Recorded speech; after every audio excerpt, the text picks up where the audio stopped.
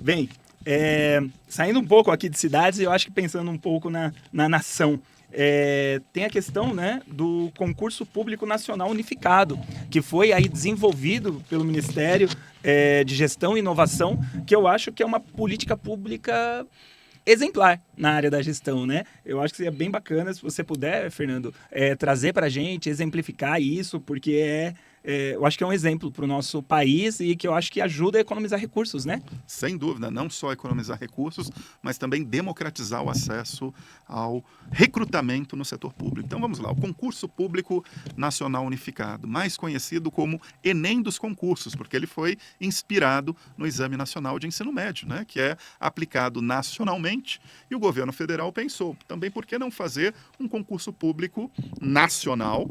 Porque às vezes, Fernando, o que acontecia? Os principais concursos públicos no Brasil, eles eram realizados apenas em Brasília e também em algumas capitais. Isso restringe o acesso ao concurso público.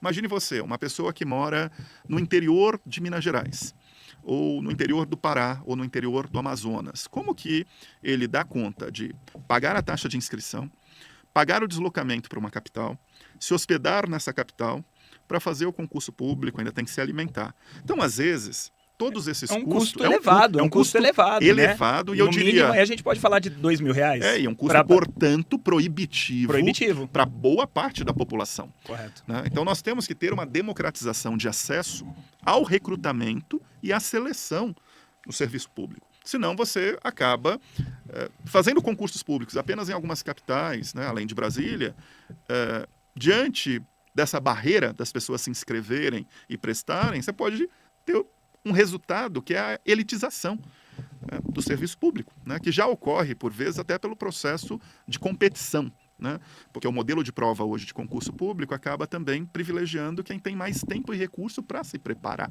Sim. que não necessariamente é a pessoa mais vocacionada.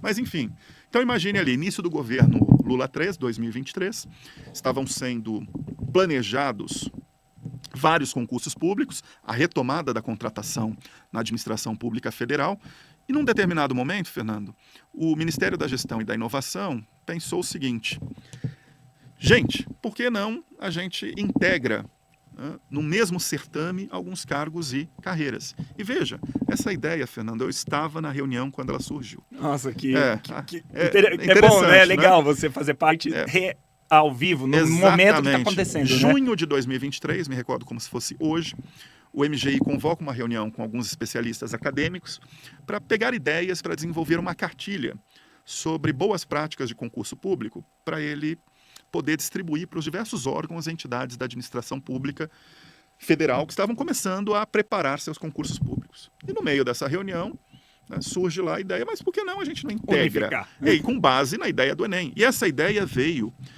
do hoje secretário Silair, que já era secretário no MGI na ocasião, que ele é o secretário de serviços compartilhados. O que se busca com serviços compartilhados? Compartilhar serviços. Então, hoje, essa secretaria no MGI, ela faz compartilhamento de muitas áreas meio com diferentes ministérios, né? Eles dão conta de compras públicas, de gestão de pessoas. Eles falaram, então por que a gente também não faz aqui um concurso nacional unificado? Naquele momento, pouca gente acreditou. Mas se você parar para pensar, 2 anos depois, nós estamos indo aí para a 2ª edição do CPNU. E olha que dados interessantes, Fernando. Primeiro, o CPNU, ele teve 2 milhões de inscritos.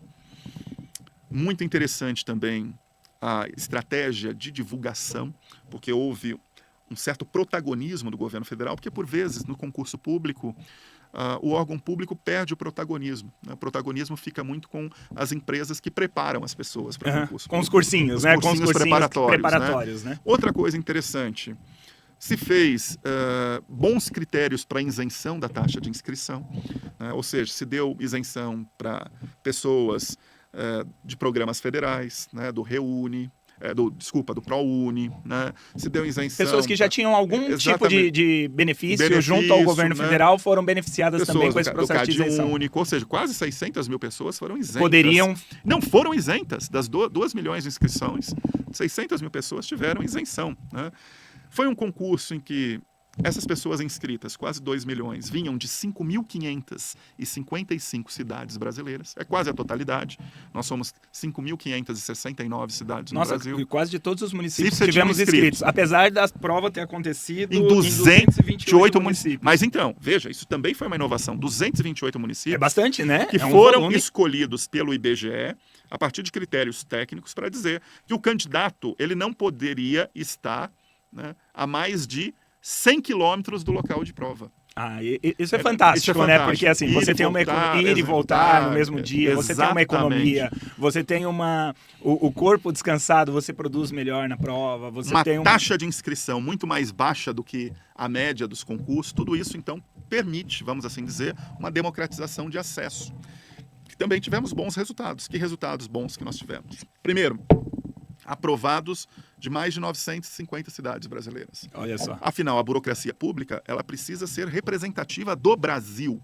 Quando a gente fala em burocracia, um conceito hoje fundamental é o conceito de burocracia representativa. Como que o serviço público, aquelas pessoas que estão ali na força de trabalho, no setor público, representam a nossa sociedade do ponto de vista racial, de gênero, territorial, né, de faixa geracional. É muito importante que um serviço público bem representativo da sociedade, ele vai estar antenado, né, com todos os problemas sociais, e não apenas, imagine você, um serviço público que estava cada vez mais, no caso do Serviço Público Federal, sendo ocupado por pessoas tradicionalmente de Brasília e do Distrito Federal. Ou seja, está tendo uma concentração, né? E pessoas ali apenas de Brasília e do Distrito Federal, nada contra, mas são pessoas de um determinado território. Não estão pensando necessariamente as diferenças, não né? entende, né? A problemática do Amazonas, do Pará, ou mesmo aqui de São Paulo, do interior de São Paulo. Exatamente. Não consegue então ter esse é muito relacionamento. importante essa representatividade. Então, o Concurso Público Nacional Unificado se tornou, vamos assim dizer, uma grande inovação disruptiva. Porque uma coisa que ninguém acreditava, deu certo, né? Tanto é, estamos agora diante da segunda edição e provavelmente vai ser uma política pública institucionalizada, ou seja, que vai o Enem dos concursos vai ter continuidade. Tá e mais do que isso, uma referência para estados e municípios. Uhum. Né? Estados também. Pernambuco acabou de organizar um concurso regional unificado, vamos assim dizer, né, juntando vários cargos e carreiras. Outros estados podem fazer isso, né? Municípios de grande porte podem fazer o mesmo.